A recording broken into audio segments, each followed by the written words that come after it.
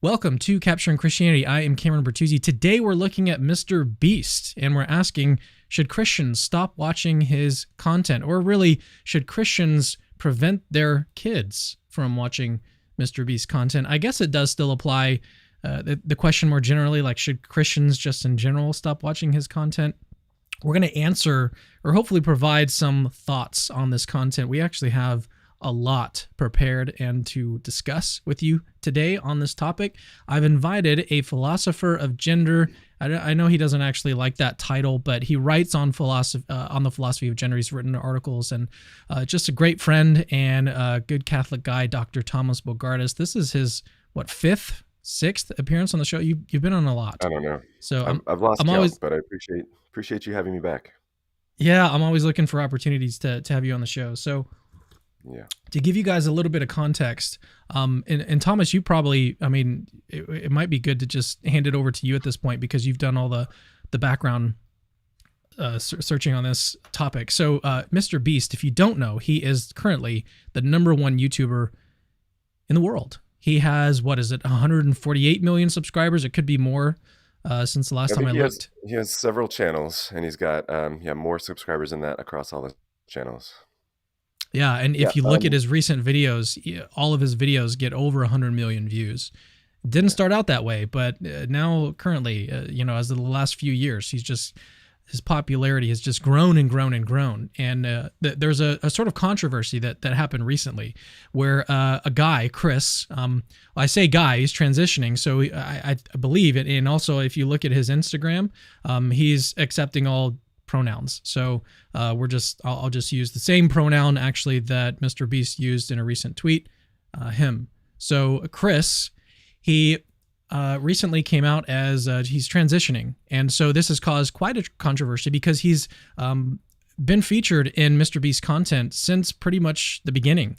MrBeast, if we were watching a documentary on the sort of rise of MrBeast, and Chris has been there the entire time. And he was there, I think, when in the documentary he was saying that he was there like literally when he created his YouTube channel. And MrBeast, Jimmy is his name, he was even saying that like he noticed that his videos were funnier and better when Chris was in them. And so they've got this sort of partnership where Chris is one of the main characters in his YouTube channel. And so the controversy is basically like he's still going to be featured as a recurring guest on this YouTube channel. And so the question is, should Christians stop or prevent their kids from watching this because he's going to be featured? And so that's a little bit of the background on the controversy, and it sparked a whole lot of videos that have been produced on this content. We're actually a little bit late in terms of covering a topic quickly. This has been news maybe a little less than 2 weeks now, but Thomas, go ahead and fill in like any of the details that I've missed here. You've done quite a bit more research on this than I have. Yeah. Well, first, let me just say you don't need to worry about me, even though my voice is a little lower than normal today. I think I'm just in the early stages of a cold. I was going to make a joke about testosterone poisoning or something and all the squats I've been doing lately, but I think it's just a cold that I got from my daughter. So don't worry about me. I'll be okay. Okay, so yeah, Cameron, you asked me if I wanted to talk about this issue, and my initial response was, who is MrBeast? And I did a little bit of research, because that's what I do for a living, I guess. I watched some MrBeast content, and I thought what we could do today is maybe structure our time in 3 sections. I could just tell you a little bit more about the background, who MrBeast is, and then a little bit about the controversy, which you already covered a little bit.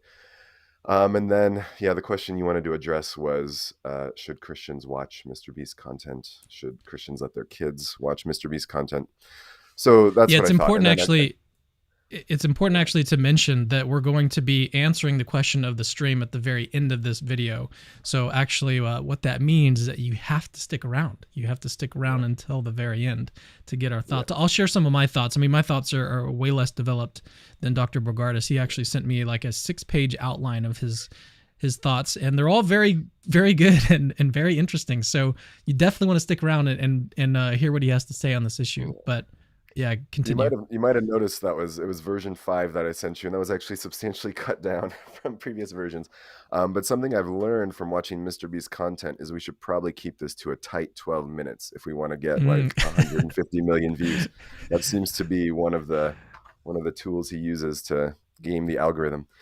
Okay, so here's what I've learned about MrBeast. His real name is Jimmy Donaldson.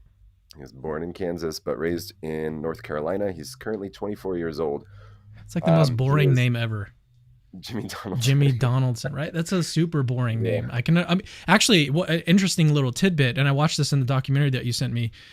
He got that name. What was it? He was like playing a video game, and then it automatically gave him that name, MrBeast, like Mr. 6,000 or Beast, yeah. something, and then he kept it. So, if you're ever wondering where that name came from, Yeah. So he started working on YouTube videos when he was 11 years old. As I said, he's 24 years old. He's now the most successful YouTuber by far. He's got hundreds of millions of subscribers across multiple channels.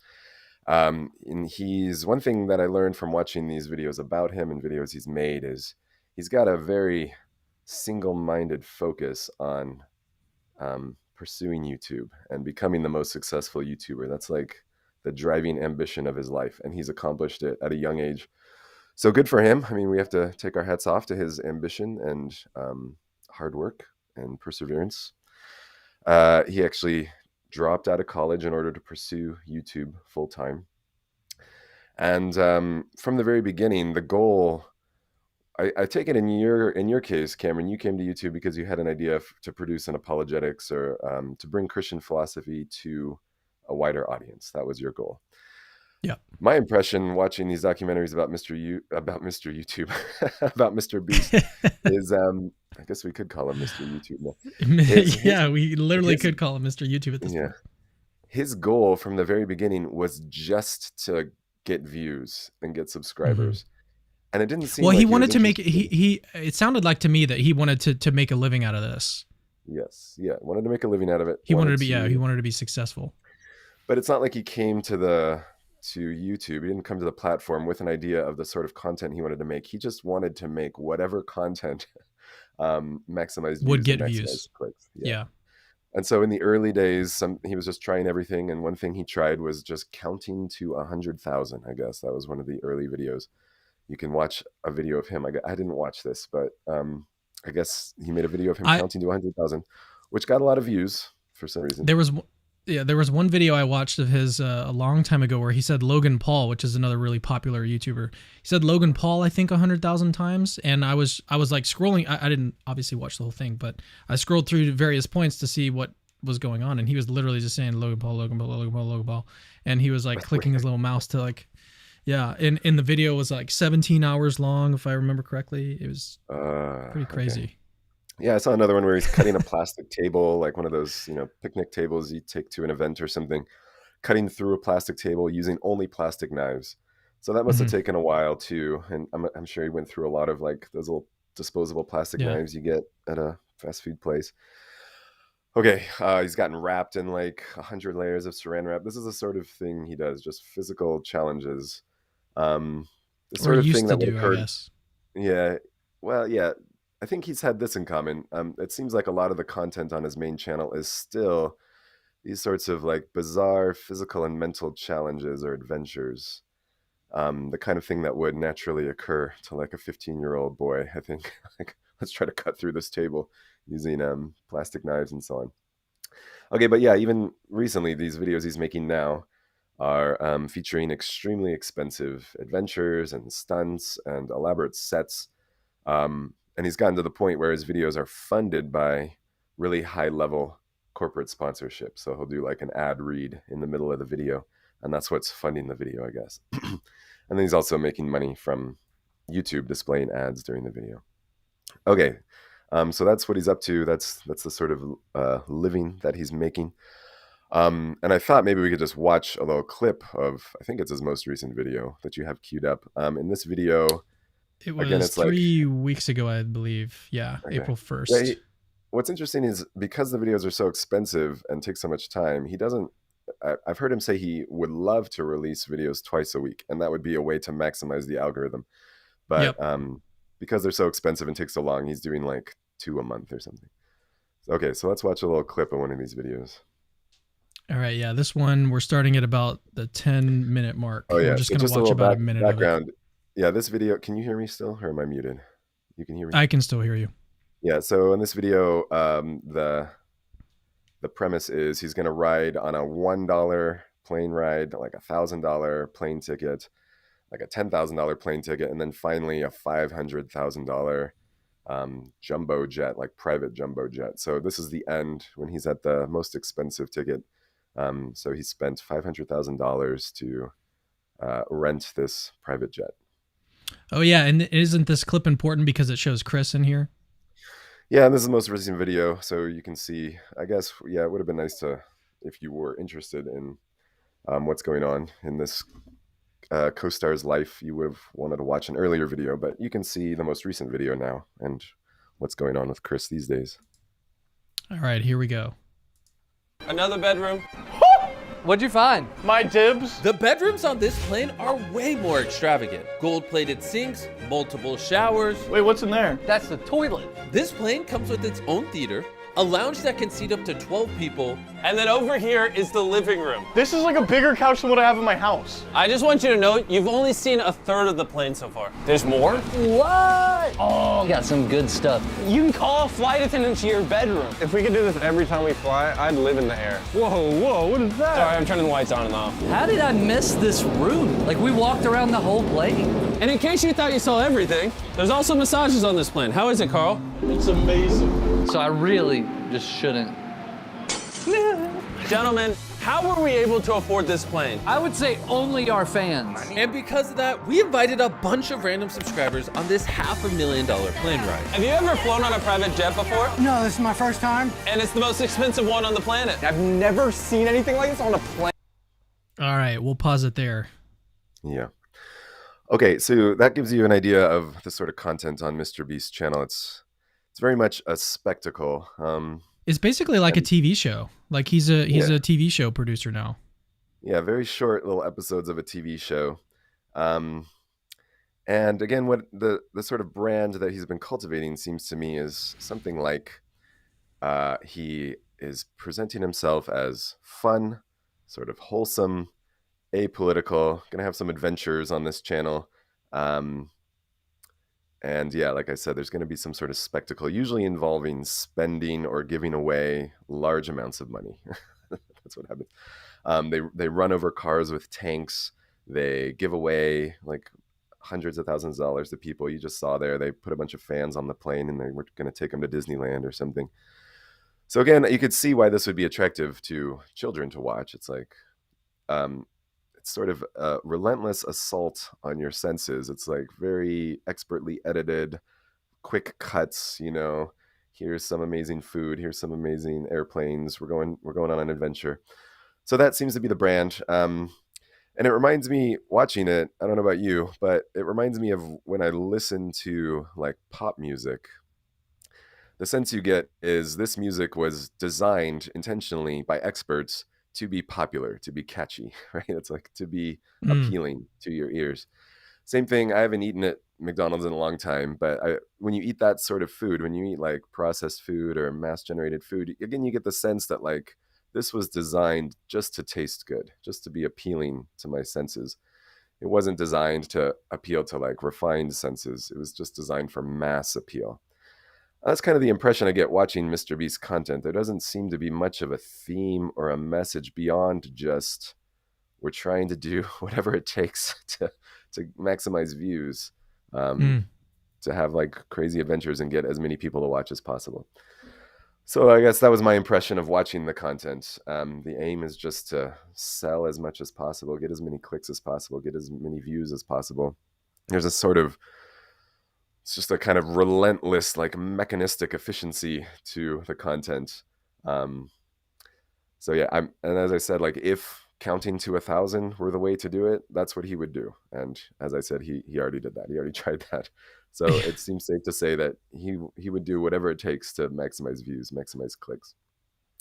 Yeah, okay, I think that's I think that's my takeaway as well. Although the documentary, I should have linked it. We should have like played a clip at least of it, but I'll have it in a pinned comment for you guys later. You can also just search for it, MrBeast interview.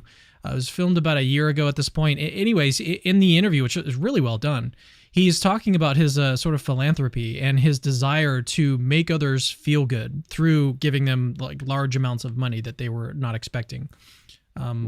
I think was it like the first thing that he gave away was like $1,000 to a waitress randomly and like filmed it. Or no, I believe it was like $10,000 to a homeless guy. That may not have been the first one still, but the takeaway, the thing I just wanted to kind of highlight is the fact that he gets a lot of like personal gratification out of giving large amounts of money away to people. And that's not necessarily a bad thing, but I think it does drive a lot of his like his content, and like what he sort of like wants to do with his channel is just give back, give away. So I don't know that it's purely about views and making money and all those sorts of things. I think to be charitable, I would say that ultimately what he wants to do is give back, give away things. Because I mean, if you really pay attention to like these interviews and stuff, he'll mention that like he's tried buying a lot of really expensive things, designer clothes, and like none of it gave him any satisfaction. So he like got rid of it all, and now he like lives in a 1-bedroom apartment in some like, you know, he doesn't have this huge mansion or anything like that. He also plans at I think still in that same interview at age 50, he plans to just all the money that he has accumulated, he plans to just give it all away. So I think that's probably a big part of what is fueling his desire to create those at least types of videos. And one last thing on that point is that I think he's explicitly mentioned that that's one of his goals, is to just give that away, and then also to encourage others to sort of do the same. The people that are watching it to be inspired to then give away things themselves. And they even highlighted that like in the video in the interview. But I just wanted to sort of mention that. It did kind of change my perspective a little bit on what he's doing, and like, you know, is it good or is it bad, or is it sort of neutral? Is it just like pure entertainment? What is it?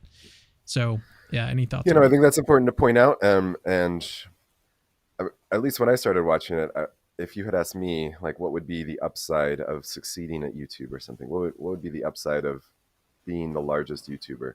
The first thing that comes to my mind is money, right? Like, you're going to make a lot of money. But as you point out, that doesn't seem to be what's motivating MrBeast. He doesn't seem to be avaricious in that way. He's not greedy for money. He is very philanthropic, and he's giving a lot of money away. He's reinvesting a lot of money into the channel, into future stunts, into future adventures. So it's not like he's cashing in on his YouTube success.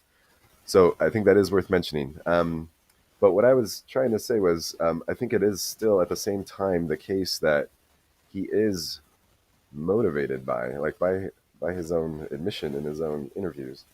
What motivates him is being successful on YouTube, not for the money, evidently. And there's no real further reason to. He just wanted to be the most successful YouTuber. That's what he wanted. Here's a couple of quotes I found. This one was from an interview with Rolling Stone in 2022. He said, there was a 5-year period in my life, he said, where I was just relentlessly, unhealthily obsessed with studying virality. He just wanted to know how YouTube was working and why some videos succeeded and why others didn't. And then he and his friends used those lessons on their own channel to just try to make viral videos. So again, it didn't seem to be for the money. It was just like a kind of game or a challenge. Like, I want to solve this puzzle. I want to beat this game. I guess it's a little bit like being obsessed with chess. You know, you just want to beat the game. You want to learn the rules and be the best. So for some people, it's playing chess. For some people, it's playing baseball. For MrBeast, it was YouTube. It was trying to understand and harness the algorithm. And I think it's safe to say that he and his friends probably understands the YouTube algorithm better than anyone else on Earth, right? And when he was on the Joe Rogan podcast, and speaking with Joe Rogan, I think he or Rogan said something like, it's probable that MrBeast and his friends understand the YouTube algorithm better than anyone at YouTube. Like, even at YouTube, like, the algorithm is so big, no one person understands it. But these guys actually put in the time to figure out how it works, how to make the viral videos, and they understand it pretty well. Yeah, I mean, as a YouTuber myself, a little personal anecdote. Like, I've been studying his content lately as well for unrelated reasons, just to see, like, what is it that he does that works? Why does it work? So I've been studying his method for a few months now, and very, very interesting stuff. I mean, as a YouTuber, obviously, who wants to see the content that I produce be successful, I've been studying, like, what he's sort of discovered and the sort of things that he's doing. So, yeah, here's one other quotation. This is from that interview you had with Joe Rogan. He said about his love of YouTube. This is MrBeast talking. "If you took YouTube away from me, I don't know what I would do. I love YouTube more than anything. You get the unlimited upside, money-wise, influence-wise, power-wise, whatever sick thing you're chasing. With YouTube, you can get it all. You know what I mean? I can't think of a more fulfilling job. And I'm completely in control, and I can do whatever the blank I want," he said. Okay, you so sent me that interview, and I did not catch that line. That is interesting. Yeah, I think I wish I had written the timestamp down here. I don't remember. I think you said it was like the 148, around the 148 mark. One hour and then 48 minutes, not 148. Yeah, I think in my effort to condense these notes, I deleted the timestamps. In just one more quote, in the Rolling Stone interview, he said, this is 2022, he said, "I want to be the biggest YouTube channel ever. Not even for my ego. I don't know. I just want it. It just gives me something to strive for, to get out of bed and grind for. But it's also just vanity," he said. Okay, so those are the sorts of quotations that led me to believe, although he's not motivated by the money, like, he does have this single-minded focus on success at YouTube. He just wants to be the biggest YouTuber. Yeah. And I'm pretty motivating him. I'm pretty sure too that, I mean, to reduce all of human psychology into, like, you've got this or this motivation, or like the single one, like, it's usually not that way. Like, human psychology, it's more like you've got these different things that are all sort of working in conjunction, and these multiplicity of reasons are all they all jointly explain why you're so motivated to do this. So it's not necessarily like one thing or another thing. Maybe one thing has like more of a pull or draw, but I think it's fair to say that there's probably several factors that are going into this. Yeah, I think that's right. Well, maybe I could try to get philosophical here for a second, based on. The only thing is that I worry that we're getting a little bit. We kind of need to get to, like, the subject, which is Chris, and so I don't want to spend too much time philosophizing, like, just the channel more generally. One last thing about MrBeast, then I was going to connect up to the Chris thing, because I think that the content that you find on the MrBeast channel has something in common, or something about it that connects up nicely or fits naturally with what's going on with Chris's case. And so that thing is just this. As I read to you a moment ago, it sounds like when you ask MrBeast, what are you up to, or what motivates you, or why do you do what you do, the explanations bottom out relatively quickly. He wants to be the biggest YouTuber, and he doesn't know why, he just wants it. And if you ask, why are you being so philanthropic, his answer is, because I want to, because it makes me feel good. And that's it. The explanation's over. He just wants that. And so I thought something I was noticing watching this content, which will be relevant later when we ask ourselves, should Christians watch it, or should Christians let their kids watch it? I thought I noticed here in MrBeast's channel a kind of embodiment of a very powerful cultural phenomenon that we see around us. And it's this. He seems to approach life with the idea that the purpose of life is to do what you want, to find out what you truly want, what your deepest desires are, what your most authentic desires are. Figure out what those are, what you're truly passionate about, and then do that. And so I don't know what to call this view, but it's a kind of radical self-authorship, or a radical kind of self-creation. We are the masters of the meaning of our lives. If you want to know what the meaning of your life is, here's how to figure it out. Look within and find out what your authentic desires are, what you're deeply passionate about. That's the meaning of your life, trying to satisfy those desires, trying to accomplish those goals. Okay, so on this view, I don't know, the bumper sticker version is something like authenticity is salvation, something like that. If you want to be saved, if you want to have a successful life, you do that through authenticity. So yeah, I think that's what I hear when I listen to MrBeast talk about his own view. And I guess that connects nicely with something else that we might briefly mention, which was when he was younger, I mean, unsurprisingly raised in North Carolina, he was Christian, and in the early days of his channel, sort of outspoken about his Christian faith, had like a Bible verse up in his banner and so on. But more recently, he's lost his Christian faith. He's not a Christian anymore. He now says he's agnostic.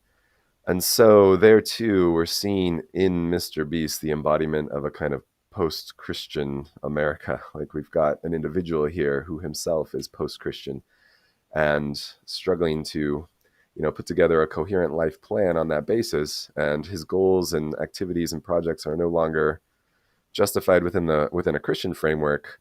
Rather, now what we get is this sort of authenticity framework. Like we want to do it just because we want to. That's like our authentic desire. That's what I'm deeply passionate about. So I'm going to organize my life around those sorts of desires. Okay, so I myself am not a fan of those trends. And I had a couple of thoughts about like more, if we get to this, we don't have to, maybe in the Q&A it'll come up, but I had a couple philosophical reasons to be skeptical about this sort of framework, this radical self-creation approach to life. But if we don't get to it, that's okay. Yeah, I mean, it actually would be something for another episode. Like we could devote something like that to something like that. So here's just one more quote, and then we'll talk about the Chris situation. This is from the end of the Rolling Stone interview. It was like the last line of the interview from 2022. And MrBeast said, "This is all I do, really. I don't party. I barely have friends. And there is a risk." And then the risk is, I look back when I'm 50 and I'm like, dang, I literally only did that one thing and nothing else. Okay. So there's another expression of his single-minded devotion to this one desire, this one project, just wanting to be the biggest YouTuber. And what's interesting is you see some self-awareness there, and he realizes, like, I have this desire and it's what I'm building my life around, but there seems to be a live possibility that I won't be so interested in this when I'm 50, and I'll look back and think, wow, what a waste, or something like that. That's the only thing I did. I spent my whole life chasing this one desire, and as he said in that other quote, it was all just vanity. Okay, so I thought that connected with what's going on with this co-star, Chris Tyson. Yeah, so let me just kind of situate things for the audience. Those of you that have been watching, I mean, we're going on 28 minutes roughly that we've been streaming, and so some people in the comments are saying, like, what does any of this have to do with the thumbnail and the title? Like, why are we even talking about all this?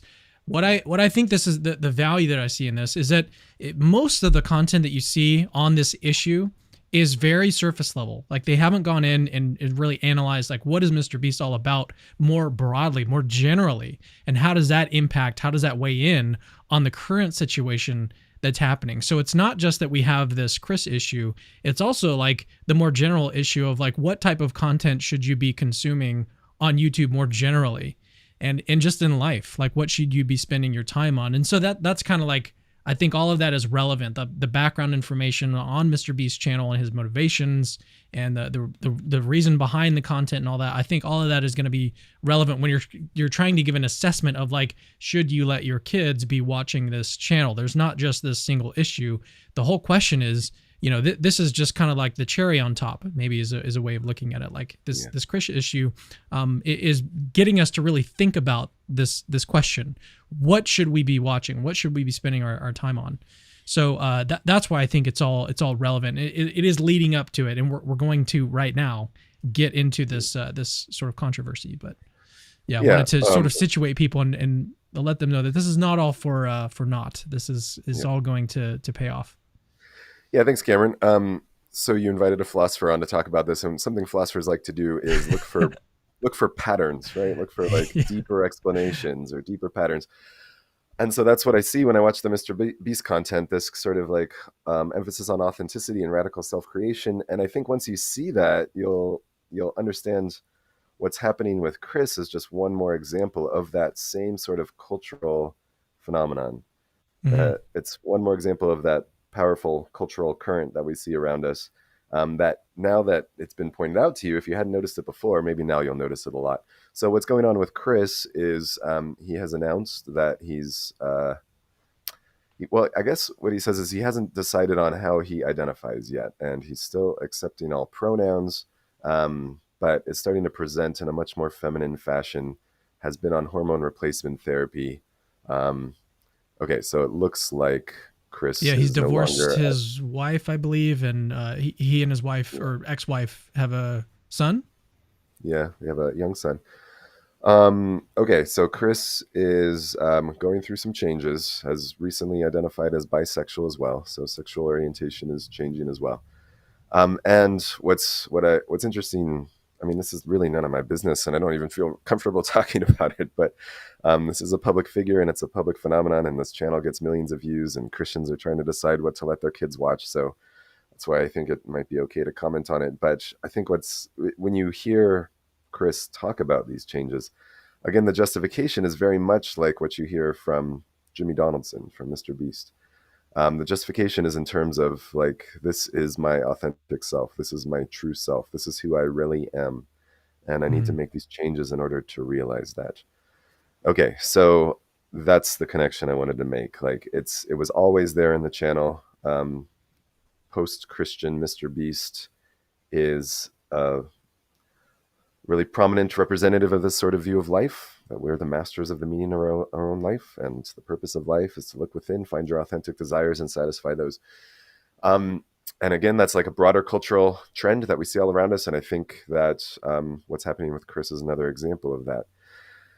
And I don't know, just some people have pointed out that here's a practical question: what will MrBeast do about this? MrBeast has been very meticulous in crafting a sort of brand, and the brand is non-offensive, apolitical, just fun adventures, doing some philanthropy. We welcome anybody. Everybody should watch this. We're trying to make it as mass appealing as possible. We want the most appeal as possible. And so he's been pretty, as I said, careful to avoid any sort of politics or like take any sort of controversial stands.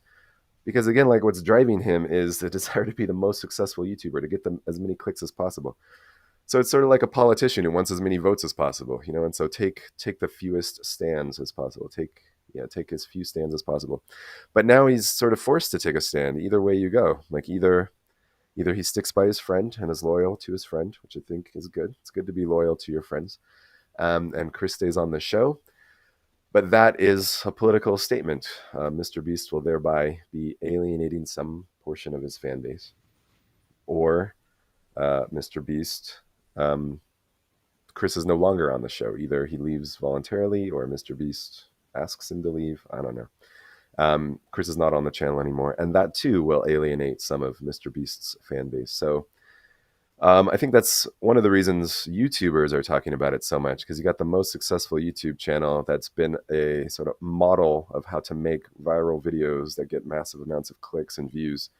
And now this person is in a genuine dilemma, and it looks like there's no way out, and that doesn't come with some cost for the channel, I guess. So that's the practical consideration. But you had wanted to talk about whether Christian parents should allow their kids to watch MrBeast content. Is that right? Yeah. Well, one of the reasons why this popped up is because there were some videos that came out just a few days ago from Matt Walsh, from Ben Shapiro. Matt Walsh explicitly said that children should not be watching his content now. He may have said, I can't remember exactly like everything that he said in his video, but he may have said that they shouldn't be watching it more generally. But he did at least mention that because of this particular issue, this is enough to make it the case that no one should watch it, or that at least you shouldn't watch it if you have young children. Well, based on one short thing you said to me off air, I think you and I might be of the same mind, which is I don't think kids should be watching YouTube at all. Right? or at least in a very carefully curated way. I have one daughter, and we'll watch YouTube, but always together. She's never Yeah. alone, and like we're choosing the content. She's, even though she's 12 years old, and I imagine there's like a lot of kids out there who already have their own phones and are already on the internet and are watching whatever they want. I think, my own personal view, that's a very risky parenting strategy, and I wouldn't do it. So yeah, my view in general is kids just shouldn't be watching this content anyway. I'll share more of my thoughts a little bit later as we get to that section. Yeah, I have quite a number of thoughts on the whole topic. I'll just tell you, I'll try to provide some reasons for that. So I wouldn't have let my daughter, I mean, if I had known about MrBeast 3 weeks ago, I wouldn't have let my daughter watch it anyway. So yeah, regardless. How old did you say your daughter is? She's 12. 12, okay. Yeah, and I think that might be like, is that the target demographic for these videos? It's something like, it's pretty young kids who are watching this. He's got to be young, yeah. It's got to be, I would say, yeah, about 12, 13, and then up, you know. I mean, there are older people that are going to be watching these videos. I mean, I've even watched some just interested. Like, there was one where he was giving away a Lamborghini to just random people that they were Ubering. Yeah, right. Yeah, I saw that one too. Okay, so here's some reasons why I don't think this sort of content has any real role to play in a sound childhood education. Here's a famous quote from Plato. You invited a philosopher on. Here's a quote from Plato about education. So in the Republic, in Book 7, Plato says, "Education isn't the craft of putting sight into the soul. Education takes for granted that sight is there, but that it isn't turned the right way or looking where it ought to look. And education tries to redirect it appropriately."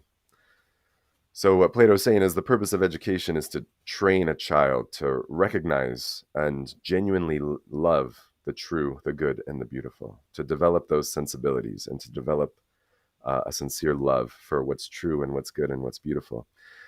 And from a Christian perspective, this is how we learn to love God, I think, who is the source of everything that's true and good and beautiful. And here's just one quick Bible verse. I think Scripture agrees. So in Philippians 4:8, Paul tells us, he says, "Brothers and sisters, whatever is true, whatever is noble, whatever is right, whatever is pure, whatever is lovely, whatever is admirable, if anything is excellent or praiseworthy, think about such things." And one translation I saw put it this way. They said, "Let your minds be filled with such things," which I liked. Let your minds be filled with these things: the true, the good, the noble, the lovely. Fill your minds with those things. So if that's right, then I don't think there's such a thing as neutral content. There's either the sort of content that you yourself are taking in, or that you're letting your children take in, is either filling your mind with the true, the good, and the beautiful, or it's taking up space, taking up valuable space, and there's an opportunity cost there. You could have been filling your mind with something wholesome, but instead you're filling it with, at best, just fluff, the sort of mental equivalent of empty calories. Okay, so I think that's what I would have said about the MrBeast channel even like a month ago or 2 months ago, before this Chris drama. This isn't the sort of content that is helping your child grow in their sensibilities for the true, the good, and the beautiful. At best, it's just fluff. Maybe the best thing we could say about it is we're getting some examples of philanthropy, although like even there, I have some concerns about the way that he's engaged in philanthropy, but kudos to him for engaging in it. But the sort of messages that I think the children are receiving, especially the one I mentioned earlier, about authenticity and radical self-creation, I think that that's worse than fluff. I think that might be actively undoing a child's character by watching it. So that's what I would have said about MrBeast content generally. Yeah, there are some comments on this saying that he's just such a force for good in the world, and we'll display some of these comments later. But yeah, I mean, on your point of like, yeah, this does give some examples of philanthropy to young kids, and then I think your comment right after that was that there's some questions about like, you know, is this the right way to go about giving these sorts of examples? And I think, I mean, kind of fill in the dot there, share your thoughts on this too. But one of the issues that I have with it is that, and this is like literally what MrBeast does, is that his philanthropy, at least in the videos, at least on the YouTube channel, is coupled with this. I don't know that I would call it like virtue signaling, but there's a reason that it's being filmed and put on YouTube, right? And so maybe the encouragement is not just kids that are watching this content. They're not just being encouraged to give things to people. They're being encouraged to give things to people, but then like show it in some way, record it, put it online, or if anything, like even if you're not recording it and putting on your own YouTube channel, like at least you might be encouraged or influenced to go on Facebook and talk about it, to make mention of it and to show others how good of a person you are. And so maybe that's one of the concerns. I don't know if that's your particular concern, but that's a little of my concern in terms of like, what are we influencing and inspiring people to actually do? I think that might be, and this may not be like his intention, but I think it might be a sort of byproduct of doing it in this way. Yeah. Well, it's tricky, and I want to choose my words carefully here because it's hard. I don't want to sound as though I'm criticizing philanthropy because it's really great. He's done a lot of really good things. He's spending a lot of money on food banks and planting trees and clothing drives. And he's got an entire channel devoted to just a food bank, right? And recording it, and all of the proceeds from that channel go to that food bank to provide meals to. Yeah, cleaning up beaches and oceans. So he's doing a lot of good. He is a great force for good. So that's great. And I think that's one of, if there are any redeeming qualities of this content, that's it. That's the redeeming quality, I think. Yeah. But as you pointed out, Jesus had some things to say about charity, about charitable giving, about being generous. And one thing he did say that I made a note of in Matthew 6 was, he said, "When you give to the poor, do not sound a trumpet before you, as the hypocrites do in the synagogues and in the streets, so that they may be honored by men. Truly I say to you, they have their reward in full. But when you give to the poor, do not let your left hand know what your right hand is doing, so that your giving will be in secret, and your Father who sees what is done in secret will reward you." Okay, so it's possible to rank like activities, and being massively philanthropic it's still great. It's better than not doing that, for sure. Way better than if he were just indulging himself and like buying fancy cars for himself. Like that's not a good use of money. So he is using his money well. And again, I don't want to sound as though I'm criticizing the philanthropy, but I think the reason, if you had asked Jesus, well, why should giving be done in secret? I think maybe the reason is, I can think of at least two reasons. One is to avoid even the appearance. You don't even want to give the appearance of scandal. You don't want to scandalize people who are observing you. You want your giving to be above reproach. You don't even want to create the impression that the reason you're doing this is for your own self-glorification, so that people will praise you. Even if that's not why you're doing it. Even if you have a pure heart, and I want to take for granted that that's the case with Jimmy Donaldson. He has a pure heart and he really just wants to help people. A reason to give privately, anonymously, is so that you don't create the impression, even give the impression that you're doing this for clicks or to grow your YouTube channel. I mean, it's the same reason why I learned early in my career as a professor, you leave the door open when you're talking to students. Not because you think anything shady is going to happen, but you don't even want to give the appearance that anything shady is happening, right? So you leave the door open. Yeah. So that might have been why Jesus recommended that. So again, that might be the ideal, like giving away, being charitable privately is probably the best way to be charitable. Giving away massive amounts of money publicly in a way that kind of benefits you and your brand and your channel is good, but not ideal. And again, like being avaricious or greedy and self-indulgent, that's probably the worst. So Jimmy's doing well. I don't want to take that away from him. But I guess it is worth pointing out that Jesus had something to say on the topic, and it's to give in private. Because here's just one other concern that I think other people have pointed out. So I said one thing that Jimmy's embodying is a sort of post-Christian America. He himself is experiencing that. Something else he's embodying is this salvation is authenticity view of the world. We're the masters of our own meaning. Something else that you see on this channel that you see elsewhere in our culture is what some people call philanthrocapitalism. Philanthrocapitalism. And you see major brands doing this sort of thing, like they'll donate money to a charity, and then they'll donate like $1 million to a charity, and then they'll spend $50 million like advertising their charitable giving, right? To like let people know, here's how good we are. We supported your favorite kind of charity. Or they'll, change their Twitter icon during Pride Month. They'll put a pride flag on their Twitter icon or whatever to sort of signal, like, look how charitable we're doing. Look how charitable we're being. And the concern about that is, well, in the case of corporations, we see that probably what's happening here is this is philanthropy, but like with the expectation that there's a return on investment, that we're going to get a return on investment. Yeah, in the it's an form, investment. yeah, in the form of people recognizing your virtue. Yeah, and hopefully more customers as a result, right? So again, like, I don't know what's going on in Jimmy's mind or Jimmy's heart, but it looks a lot like philanthrocapitalism. Like, we're growing the channel, we're building the brand, and philanthropy is a major part of it.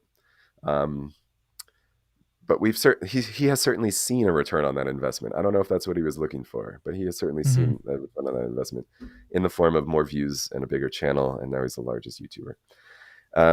But hey, again, good for him cleaning up the oceans and donating money. He's done way more than I have, and that I probably ever will have, philanthropically. So respect to him for that. Yeah, so tie this back in now to Chris, and then we can kind of, I think we may be at the point where we can kind of share our thoughts. Yeah. Okay. So, well, I had been building a case, like, why, if you had asked me, would you let your daughter watch this? My answer would be no. And I was giving you reasons why. And really the main reason is I think that the message, this isn't purely benign content. It's not just spectacle. I think kids are learning something by watching this. And I think what they're learning by listening to MrBeast and watching the content is, again, this like creative, or this radical self-creation. Like, here's the purpose of life. Do what you want. Try to achieve your highly ranked goals and thereby express your true authentic self. And again, now, Chris is on the show, and if he stays on the show, you're going to have another example of that sort of attitude. Somebody who's making life changes with the explicit justification that this is how I be authentic. This is my true self. And if the rest of the cast supports it, then you just get another amplification of this message. And I think it's been long standing on the channel. And I don't think that's not the Christian message. Just want to read a little bit of that quote again, where on the Joe Rogan podcast, he says, Jimmy Donaldson, MrBeast, says, he loves YouTube more than anything. There's unlimited upside, money-wise, influence-wise, power-wise. He's completely in control. He can do whatever he wants. So those sorts of things, money, influence, power, he says you can get it all. You're in control. You can do whatever you want. He says these are not really in the neighborhood of traditional theological virtues of faith, hope, and love. The Christian view of life, as I understand it, is at odds with this sort of message that one finds on the MrBeast channel. Here's a quotation that I wanted to share. This is from Pope Benedict XVI. He said, the world offers you comfort, but you were not made for comfort. You were made for greatness. So on the Christian view, we do not create who we are. We do not invent the meaning of our lives. Rather, what we do is we discover what's meaningful in life. We discover what's valuable in life. And we strive to perfect ourselves, to perfect who we already are. And that's our authentic self. Our authentic self is not created by us. It's discovered and perfected by us. That's who we're meant to be. And the Christian message says a little more about what that's like, and it's to become as much like God as our limited natures allow. We're supposed to, we are image bearers of God, and our job is to develop that to the greatest degree possible given our limited natures. So I think that vision, that Christian vision, is bigger and better than the one that children will likely acquire by consuming MrBeast content. I think that the cultural river that MrBeast is part of is in opposition to where Christians are trying to go. I think that Christians are called to swim against that river and be countercultural in that way. And so that's, I think, a good enough reason not to let one's child watch this content. There's just so much positive, just last sentence. There's a lot of positive, edifying, character-forming content out there, even on YouTube. And childhood is already so short that we should work hard to make the most of our kids' childhood. Well, so the question I have then is, does the Chris controversy, does it add to any of the reasons to stop watching the channel for you in your view? Yeah, I think it's a particularly salient example. I think that MrBeast himself is caught up in this radical self-creation, but it's pretty subtle, I would think. You have to you have to pay attention to hear it. I think it would be communicated to kids watching it, but in a very subtle sort of way. Whereas Chris is wearing it on his sleeve, so to speak. It's just sort of out there now, and it's very much a public controversy. And so you're hearing the justification for Chris's decisions, and you're hearing that radical self-creation view very explicitly, very publicly. And so I guess it's just bringing to the foreground something that was always there on the channel. Mm-hmm. So in that way, I guess we've turned up the volume of this radical self-creation view, this authenticity is salvation view. We've turned up the volume from, 8 to 10 or something. So it's not necessarily that it's featuring a trans man or woman. It's not that. It's that it's highlighting this sort of underlying, like you said, this sort of authentic self type of view, this post-Christian view. Yeah, I guess if parents allow their kids to watch this, then you're going to have conversations about what it means to be trans and what it means to be transgender, and you'll have conversations about transgender ideology. And if you disagree with that, then I don't know, I guess that might be an opportunity to talk with your kids about it. But if your kids are very young and you'd rather not have those conversations until later, then this would be a good reason not to let your kids consume that content until later, I guess, until you're ready to have that conversation with them. All right. Do you have any other thoughts before I kind of share mine on? No, I think that's good. Yeah. All right. So in YouTube in general, one of the things that we ran up against was it's very difficult. I mean, there are certain apps that are available on YouTube. There's like a YouTube Kids app that you can download, and then you can select the age range, and you can, I think YouTube attempts to filter the content that's on YouTube for children, and they attempt to filter it such that the kids in that age range, say age 5 to 7, are going to be watching content that is appropriate for kids age 5 through 7. And so YouTube apps, the issue is that YouTube has so much content, so many contributors, so many YouTubers, especially people that are creating content for children, that it's almost impossible to accurately filter the content that's being produced. There's always a good chance that some type of content is going to slip through the cracks, and your kids are going to be watching stuff that they should not be watching. And I'm not talking even apart from this whole issue is the issue of our daughter. There was a period of a few months where we were letting our kids watch kids YouTube on this app. And then one night our daughter was crying, and we were like, what's wrong? And then it's because she saw something on YouTube that we were not paying attention to. And it was a Huggy Wuggy or something like that popped up for a second on the YouTube channel. And so now she's afraid of Huggy Wuggy. And so this is just an example of how things can slip through the cracks. And even there might be some kids who are not afraid of those sorts of things, and it's not going to affect them at all. But the point, I guess, is just that unless you're sitting there monitoring everything that they're doing on this app, then there's going to be times where they're going to watch stuff that you probably don't want them watching. It doesn't matter who you are or what you think about trans issues or LGBTQ. Like, none of that is what I'm talking about. I'm talking about just, stuff that's appropriate for a 5-year-old kid to be watching. There's probably going to be stuff that slips through the cracks. And that's going to apply to literally everyone.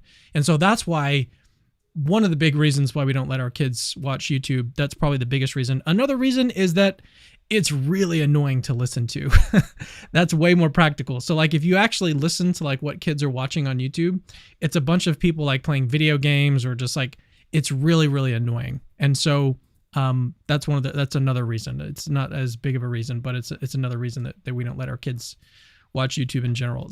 I mean, if you just like go onto Netflix or if you go onto Disney Plus and you go look at the different offerings that they have on those apps in terms of like the screen time that you allow your children to have, those are way more produced, and there's a whole lot more thought and intention that goes behind like a produced show that winds up on Netflix or on these big apps than what goes into YouTube. And so there's just, well, those are some of the reasons why we don't allow our kids to watch YouTube. But the other thing I was going to say is that I grew up in a Christian home, and I'm really curious your thoughts on this. And in our home, there was several things that we were banned from watching or consuming. And one of those was the show Rugrats. Have you ever, I'm sure you're familiar with that show.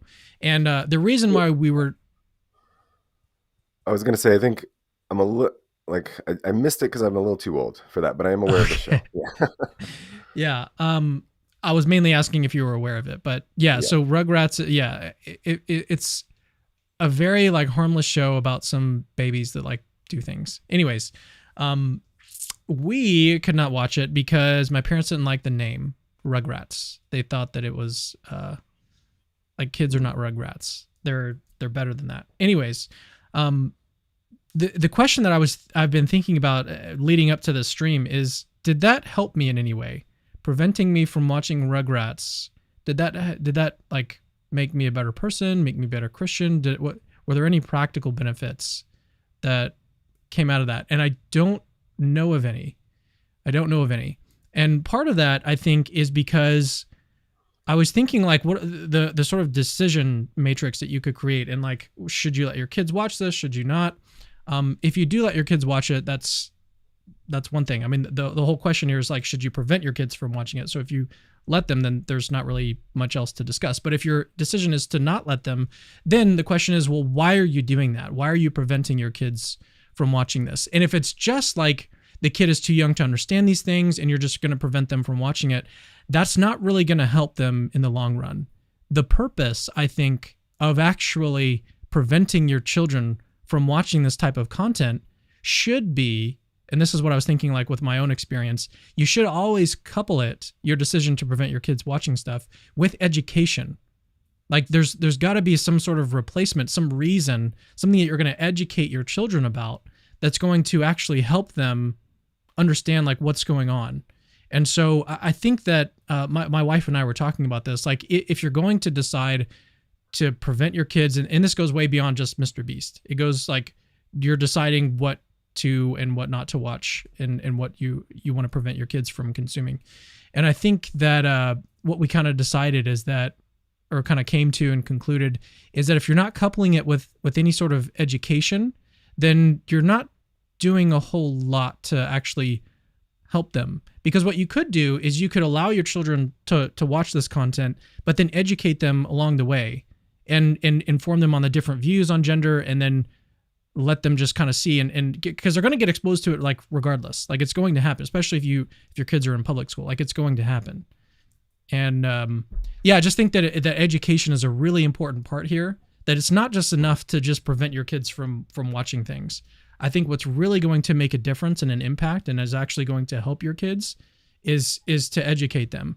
And so that's a big component that you can't just leave out of. You know, it's almost like this, there's a concern like, okay, it's going to put ideas in my kids' heads, but that's not enough. It's not enough to just like prevent them from watching something. You've got to also educate them. You have to do the hard work of actually thinking through these issues and then teaching and educating them. So it's not enough to just kind of be lazy and like turn off the TV. So that's kind of my thought on this, is that education is really like the thing that we should be focusing on, other than more than just turning the screen off. Yeah. No, I think you're right that it's not enough to just remove harmful influences. You want to actually fill your child's mind with positive things, with the true, the good, and the beautiful. Just as a good gardener doesn't just remove weeds, but also plants the right sort of plants in there. Right. I guess that's what parents are doing. They're sort of gardeners of their children's minds. You're trying to remove weeds, remove invasive species. It's a good analogy. Yeah, nice. It just came to me. So that's nice. So I think you're right. We also want to cultivate the right sorts of sensibilities in our children. To prepare them for the world. We can't shield them from the world forever. We want to prepare them for the world.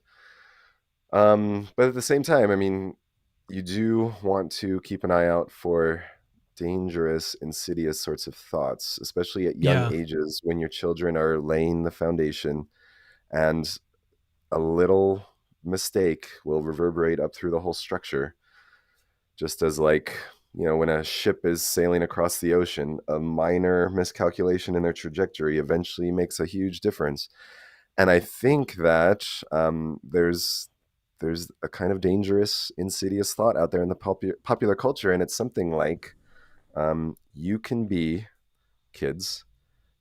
virtually anything you want to be. There are virtually no limits to what you can be. And we tell that to kids, and it's supposed to, but I don't think it's literally true. And I think it can have sorry, Thomas, can you Oh. the Wi-Fi cut out a little bit. Can you back up maybe a sentence or two? Okay, can you hear me now? Yes. Okay, so I was talking about dangerous or insidious thoughts that, if implanted down in the foundation of your child's belief and value structure, can have big consequences later on. And the one thought I said that was pretty prominent in our contemporary culture is something like, you can be anything you want to be. You can be virtually anything you want to be. There's a few exceptions. Don't be a psychopath or something like that. Don't hurt other people. That's basically the only exception. As long as you're not hurting anyone else, you can do whatever you want to do. You can be whoever you want to be. Yeah. And that's an appealing thought. And, a lot of parents tell that to their kids, but if taken literally, and if the implications are followed to their logical conclusion, I think it can be very damaging to kids in a lot of ways. There are many ways to waste your life that don't involve harming other people. There are many ways to fail to develop the virtues, fail to develop your character, even if you're not hurting anyone else. You can be a kind of shallow, underdeveloped person, even if you're not hurting anyone else. And so that sort of thought, that was the one I was trying to highlight, that the purpose of life is to look within, find out what you want to do, find out what you're passionate about, and then do that, as long as you don't hurt anyone else. That's one I'd like to shield my kid from that and replace it with something more virtuous, I think. Yeah, I've been thinking a lot lately. I haven't really made any videos or any content around this idea, but I've been thinking a lot about the science. I guess it is the science behind why we do what we do. And I think what's sort of happened with the advent of high-speed internet, particularly, is we're turning everyone. And I know that you probably share a lot of the same views on this, but we're turning our kids, we're turning ourselves into these sort of little dopamine addict machines. And if you're not super familiar with the science behind dopamine, what all that is, it's part of the reward center in the brain, and it's not like an opioid or anything like that. Dopamine, it's more like a motivating type of brain chemical that gets produced when you engage in certain activities. You get a lot of dopamine when you're, say, hunting. You're trying to search for food, but there are certain activities that you can engage in that create a whole lot of dopamine, but there's not really any sort of positive payoff for it because you're not working for it. So an example, a very clear example, would be watching YouTube. Be watching someone like MrBeast. You're going to get a whole lot of dopamine in terms of like brain chemicals in your brain happening when you're watching a YouTube video from MrBeast. And that's the point. I mean, it expands to like social media more generally. Like there's a reason why social media is developed in such a way to keep you scrolling, to keep you watching more videos. It's because what's happening in your brain is this dopaminergic system is being created. And one of my concerns, especially with kids and obviously in adults as well, is that we're sort of building, especially with the advent of high-speed internet, we're building these sort of dopamine addicted robots that's one of my another reason why we prevent our kids from watching too much TV more generally, not just YouTube, is that, I mean, I know that there have been times where I've just been super addicted to my phone and to watching stuff and video games and all sorts of negative things. And so I think, I mean, it not really the topic of the show today, but I think it is still all sort of relevant in like terms of, should you let your kids watch MrBeast? More generally, maybe not, because you're just creating these sort of this environment where a dopamine addiction is being created, and that's a bad thing. There's all sorts of neuroscience and stuff. There's really good information on YouTube actually from neuroscientists talking about the negative effects of this and how to detox from it and everything. But anyways, I think that's right. I mean, it reminds me of when I've been off coffee for a while because it's so addictive. And now if I were to drink a little coffee, like I would feel the caffeine and I would recognize like the power of the caffeine. Did something similar many years ago. I've smoked like 3 cigars in my life. And the last time I did, like I really felt like the nicotine in there. I was like, oh man, this is like super powerful. And I don't really want anything to do with this.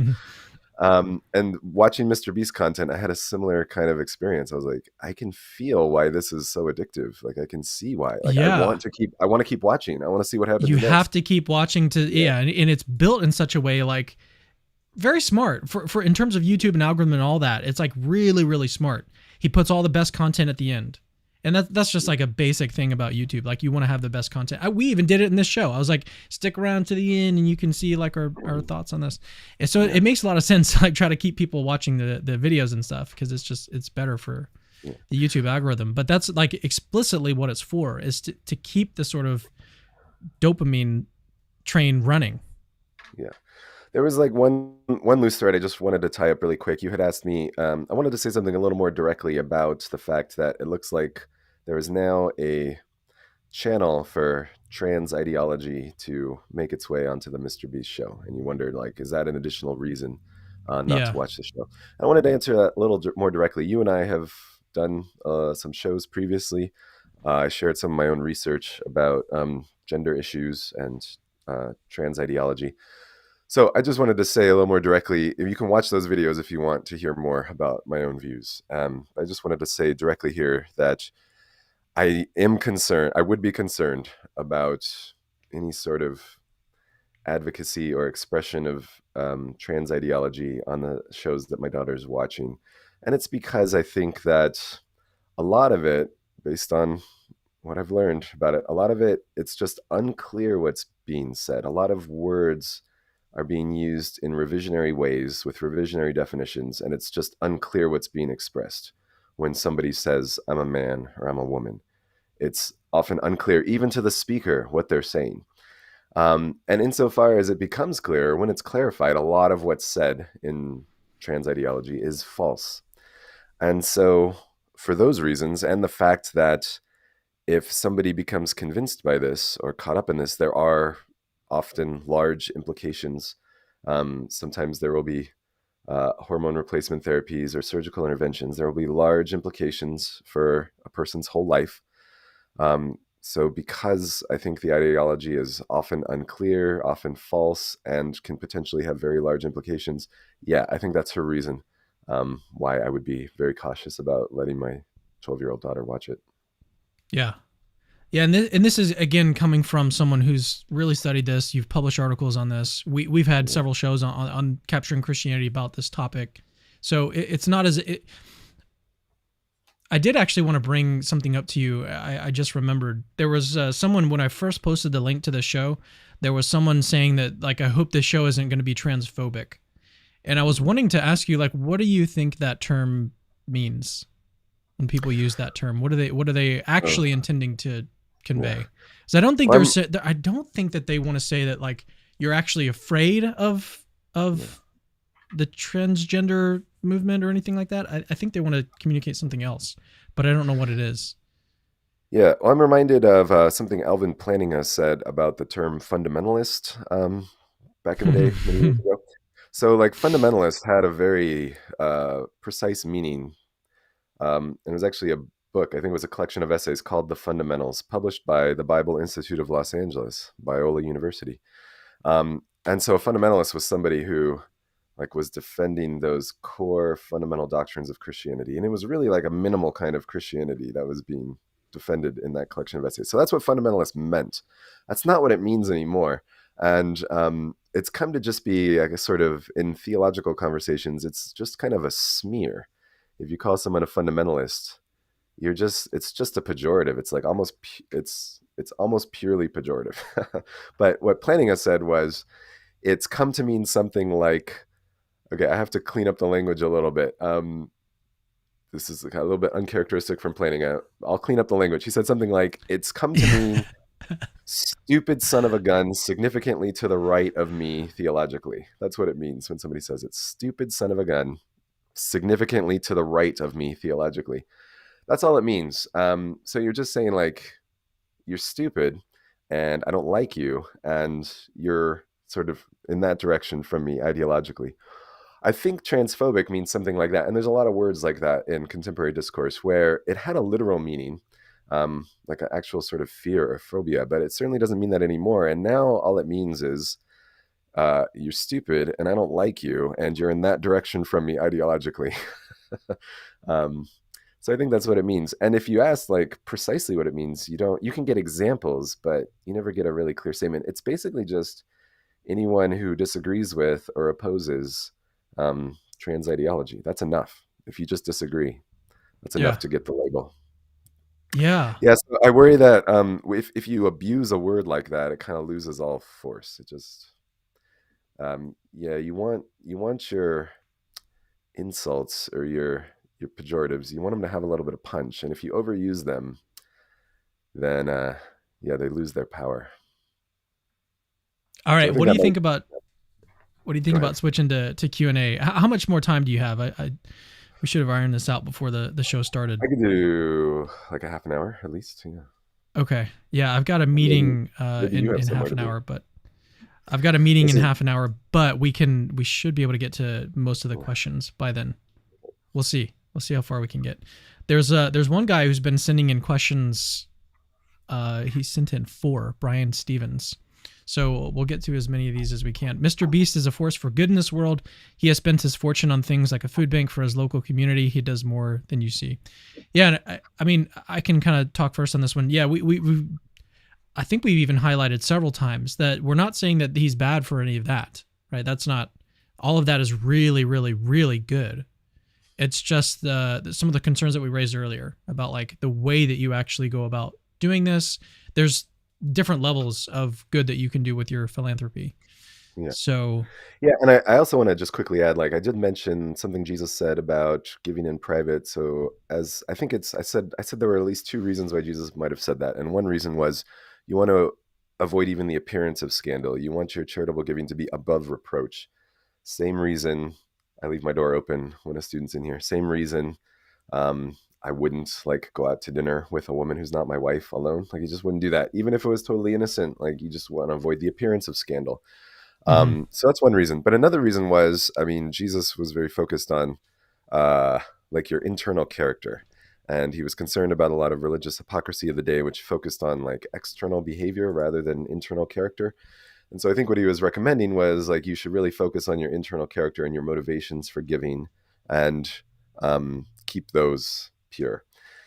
So I don't know what's going on in Jimmy's heart, and I just will take for granted that he's a good person with a pure heart. And I just wanted to quickly add that for all I know, he is giving a lot in private. He may well be doing that, which is great.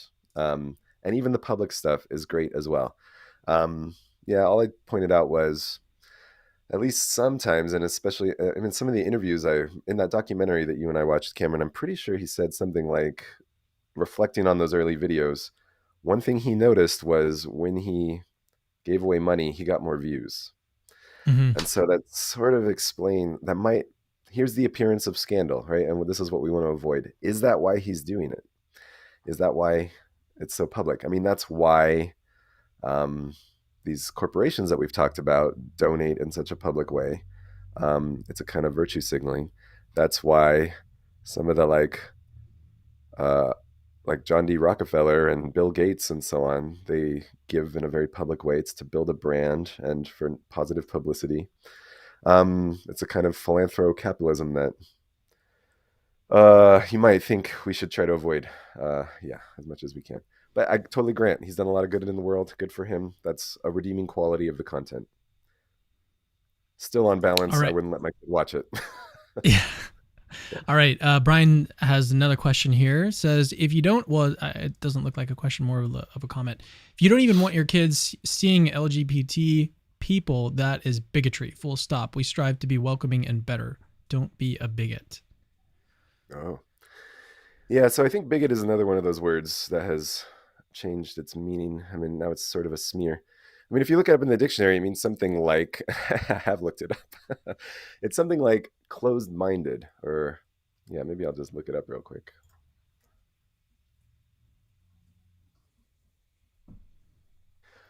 Obstinate or unreasonable attachment to a belief, opinion, or faction. Yeah, so it's, part of the definition is it's got to be obstinate or unreasonable. But these days it's used just to mean something like you disagree with a certain view of the world, and then you get smeared as phobic or bigoted or something like that. Yeah. So I don't know. Is that enough of a response? Like I just deny. Well, actually, I also want to. There's a presupposition in the statement. You don't even want your kids seeing LGBT people.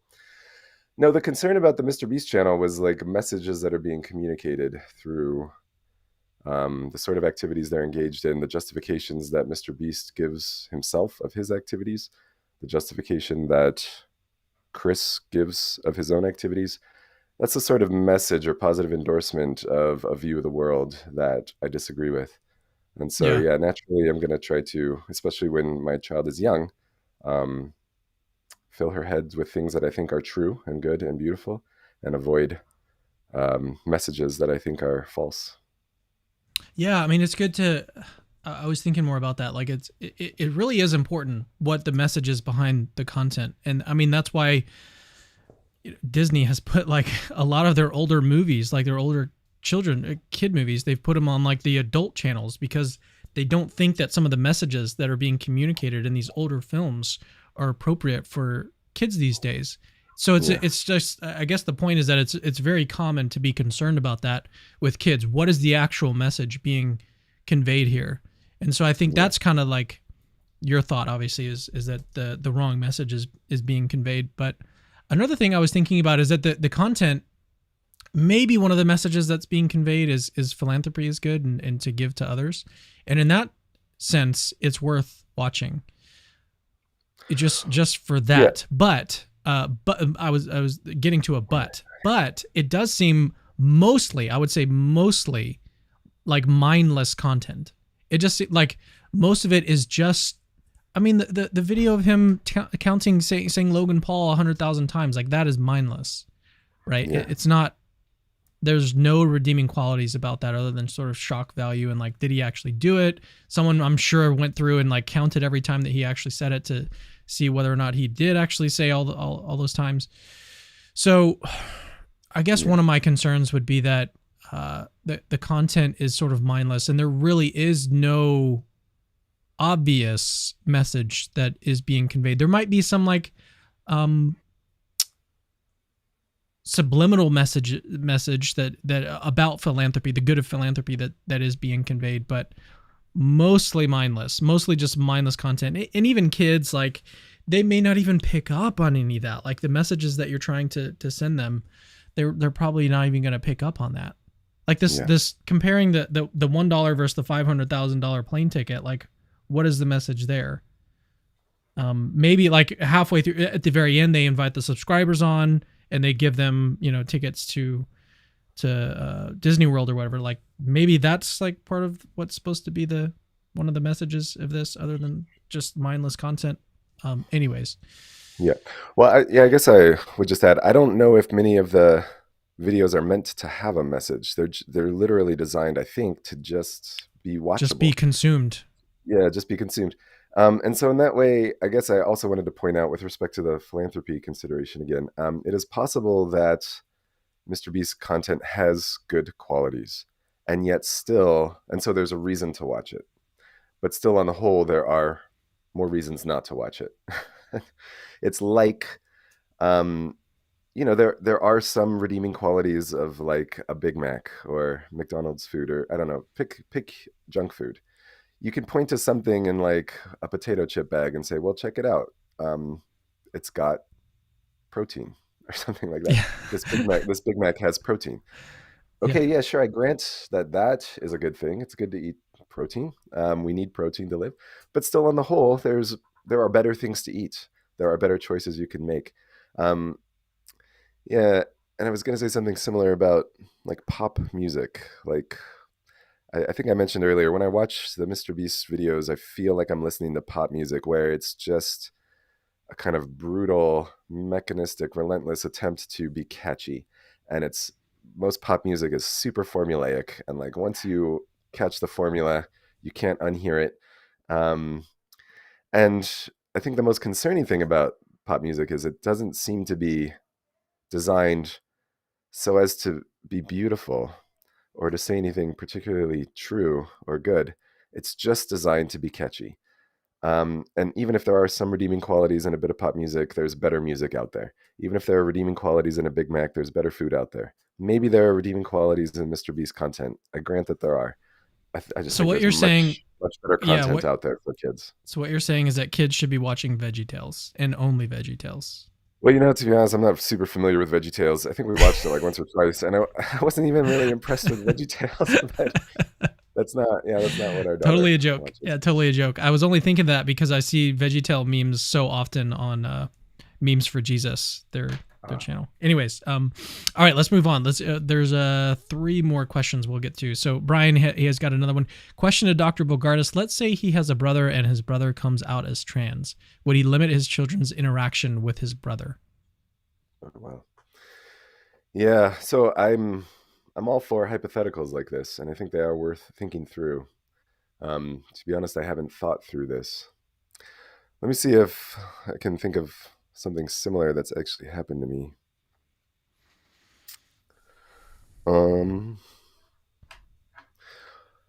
So, I've had a lot of friends in my life who have made decisions that I don't agree with, and that I think, just set aside trans ideology for a second. I'm just thinking, you're asking me, like, suppose you disagree with something that someone very close to you does. What would be your reaction? Would you prevent your children from interacting with that person? So I've had a lot of friends and even family members do things with their lives that I disagree with. Have I limited my own interactions with them? Well, I think what's happened in the case of friends is like when they've gone in different directions from me, or with respect to politics or lifestyle choices or whatever, the friendship just sort of fades away. Or, like friendships are based on shared interests. And if something that happens as you grow older is you grow apart from certain friends, closer to other friends based on shared interests. So I guess that kind of happens naturally in all of our lives. But maybe the reason the question was asked about a family member is you can't really limit those. Yeah, you're always family. Well, I guess you can limit it, but would it be a good thing? Yeah. I guess I've noticed, even with family, this hasn't happened with immediate family, I guess. I guess it has happened even with close immediate families. Like we've grown apart religiously or politically. And even there, you do just naturally reduce the amount of time you spend with people. Doesn't that just happens to all of us? I still consider them family and I value them and I love them very much. But even with family, I think the amount of time you spend with someone and the amount you invest in the relationship is based on number of shared interests. And a shared view of the world. So I guess I'm just going to say that I think is something that happens naturally in all of our lives. If someone close to you, a friend or a family member, departs from you, starts down a different path politically or religiously or morally, it's quite natural for the relationship to fade. And I just want to ask everyone to think about their own case. Wouldn't that happen, and hasn't that happened in your own life? And is that bad? I suppose the question, I suppose the question is not you let it occur naturally. Would you intentionally try to limit contact with the brother? Yeah, well, I guess I have family members who disagree with me politically and morally, but I think that in a lot of families, you just don't talk much about that, right? And you certainly don't approach your nieces and nephews and say, let me tell you about my moral views and my political views and my lifestyle choices and my sexual orientation. And you don't do that so that doesn't really arise, right? I guess if I had a family member who was like very outspoken on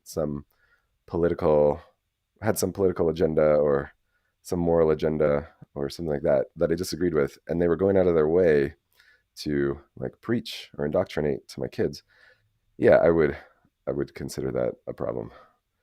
And I think we all would, right? We all would. I mean, my answer is pretty much yes. I would limit my interactions. Well, this one is, did the brother come out as trans? Is that the reason? What I was thinking is that, like, just in general, like if someone disagreed, if even a family member that I was like not really on the same page with, I would for sure limit my interactions with them. I haven't really shared like publicly my thoughts on the whole trans movement or anything like that. That's not what I'm commenting on right now. I'm just commenting like if you were to have some sort of really important disagreement between you and a family member, I mean, there are certain family members that I do actively limit my time with. Yeah. So it doesn't seem like that's like a bad thing, right? It doesn't seem like that's a negative thing to do, is to sort of choose how much time you're spending with family. The presupposition of the question, or maybe a more direct way of asking the question, is, why do you disagree with trans ideology? That's it. The presupposition is there's no good reason to disagree. So if a family member adopted this view, of course you should not. That shouldn't affect your relationship anyway, because there's no good reason to disagree. So maybe a more direct form of the question would just be, why do you disagree? Is there any good reason to disagree? What do you think is mistaken about it? Yeah, and so there, I guess in the interest of time, I'll just refer Brian to previous videos we've made and to papers I've published and things I've written on the topic. All right, let's do a couple more questions and then we'll close the stream out. So Isaiah 44. There's mounting evidence that GID originates from abnormal hormone signaling in utero, leading to wrong sexual dimorphisms in the brain. What are your thoughts? What is GID? I'm guessing it's gender identity.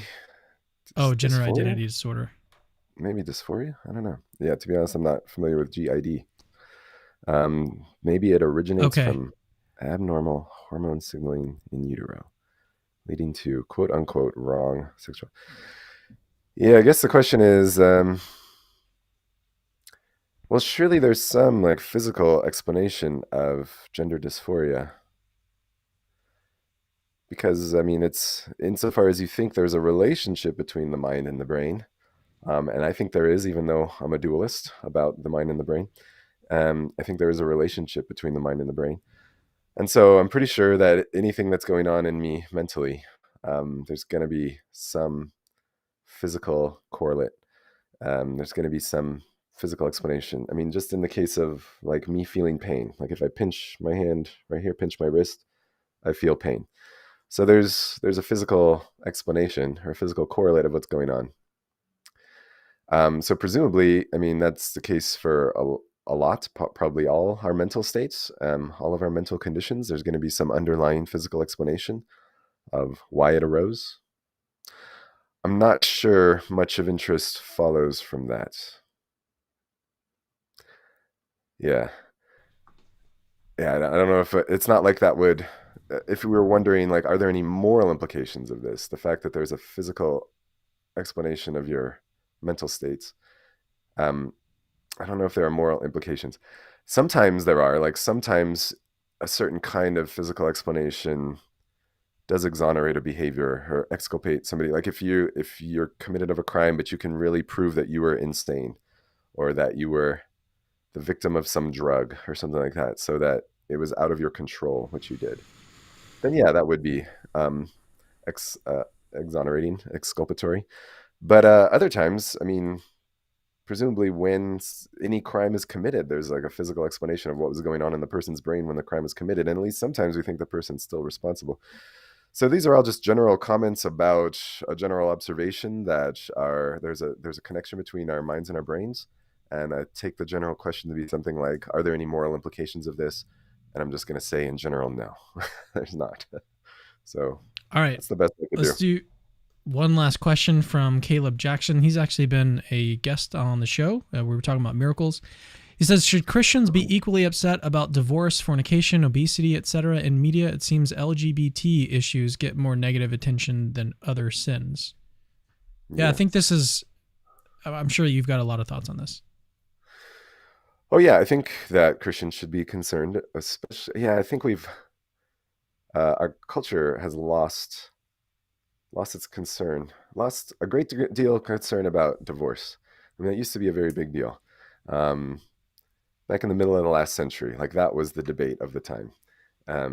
Should no-fault divorce be legal? Should it be easier to get a divorce from a marriage? And I think it was like 1971 or something in the United States when no-fault divorce was made legal. And although that was like the hot topic of the time, that was like the cultural conversation of the time. Yeah, it's sort of faded and we don't talk as much about that anymore, although we still do talk about it. And at least every church I've been to for a long time, they've been pretty clear about their stance on divorce. Yeah, I was going to mention contraception too. Like back when the pill was introduced, like that was the hot topic of the time. Is contraception permissible within the context of a marriage? That was, believe it or not, I mean, I think to a lot of your viewers, they might be like, what? That was a controversy? That was the controversy. And that too has sort of faded from public attention. And yeah, fornication as well, I guess. So the question is just about priorities or how much airtime or attention these issues are getting. And I agree with you that the Christian picture of morality has a lot to say about all these issues, and I think they're all important. But for whatever reason, certain topics become timely and get a lot of attention, and that's what everyone decides they want to talk about now. And then eventually the conversation moves on to something else. Yeah, and so I guess at any point in time, you could point to the cultural conversation and say, why are we talking about this now when there are many other important conversations to be having? I guess you could always do that. That happens in philosophy too. Like the philosophy literature kind of moves from topic to topic. There's like trendy issues in philosophy, and then they disappear, and then something else is trendy. And so I guess what I'm saying is that's a criticism that could probably always be raised, and it applies to everybody. And so if that's true, if it's an objection that applies to everybody, it applies to nobody in particular. So, yeah, I don't know. It's not the most concerning sort of objection to me, I guess. Yeah. All right, let's leave it there. I've actually got to get to this other meeting that I was mentioning earlier in the stream. And yeah, I mean, Thomas, it's been great to have you back. I'm always, literally always looking for opportunities to have you back on the show. So I'm happy that we were able to put something together on this. And I think it is important. I mean, there's a lot of really interesting topics that get raised in like what you should allow your kids to watch on YouTube, and all these sorts of questions are actually really, really interesting. And so it was fun to kind of think about something outside the box of what we normally do on the channel. We're thinking more about like philosophical arguments for and against the existence of God, and is Christianity true? Are there reasons to think that Christianity is true? And this one is a little bit, well, obviously way more cultural and topical. So it's been fun to sort of hear your thoughts and reason this out on the stream. I think we call it applied ethics in philosophy. It's some applied ethics. Yeah, I'm not much of an applied ethics guy myself. I try to stick to meta ethics, as they say in Britain. I don't know if they actually say it that way, but anyways, Thomas, it's been great to have you back. So thanks for coming on. Yeah, thanks for having me. All right, so let me address the audience real quick. So I want to do something a little bit different today than what I normally do at the end of a stream. So I want to ask you, help me make this content better. I want to know what you think about the structure of the interviews that we do on this show. So what you just saw was an interview with one individual guy on one individual topic. What we normally do is I'll talk with the guest maybe 30, 45 minutes. Then we'll do some Q&A about 30 minutes at the very end of those streams. What I noticed today and what I've noticed in general is that people tend to drop off once Q&A starts. So there's not as much interest in the Q&A section. So if you are one of these people that continues to watch the videos and continues to watch to the very end, first of all, thank you. But I'd really like to know your feedback as someone who's sort of invested in the Capturing Christianity content, because let's face it, not a whole lot of people are actually going to be watching it at this point. So you, as someone who is invested in Capturing Christianity, what are your thoughts? Should we start to phase out Q&A? Should we keep the Q&A in, even though it doesn't get as many views and it's not as valuable to people? We could keep the streams shorter if we just do these interviews and cut out Q&A. To me, I think it's important to include Q&A. I think it's really valuable to a lot of people. When I was starting out my apologetics journey, it would have been really, really cool if I personally had the opportunity to ask the questions that were burning in my mind to the various scholars that are available now on YouTube and everything. So I see a lot of value in these Q&A sections, but if you don't, I want to know. I want to know if you think we should just cut it out and make the video shorter and sweeter, or if you think that there's still some value there. So share your thoughts in the comments. Thank you guys for watching. Hope you got something out of this, and we'll see you guys in the next Capturing Christianity video. So see you later. Hey, it's me again. Actually, don't leave yet. I've got something super, super important to tell you. So first of all, you're awesome. You just watched a really, really long video just now, and you're still watching it. That is actually pretty amazing. Secondly, we have hundreds, literally hundreds of other apologetics related videos for you to watch on our channel. Go check them out. I've interviewed exorcists, hosted debates between Christians and atheists. I've even made response videos to atheists. All of that is available on our channel. Go check it out. Third, I rely on people that see value in my work, people like you that watch videos to the very end, to keep the lights on around here. Literally, this is how I feed my family. So if you see value in the work that I do, please consider supporting this ministry and becoming a patron. Links to that are in the description. Oh, and have I mentioned that Christianity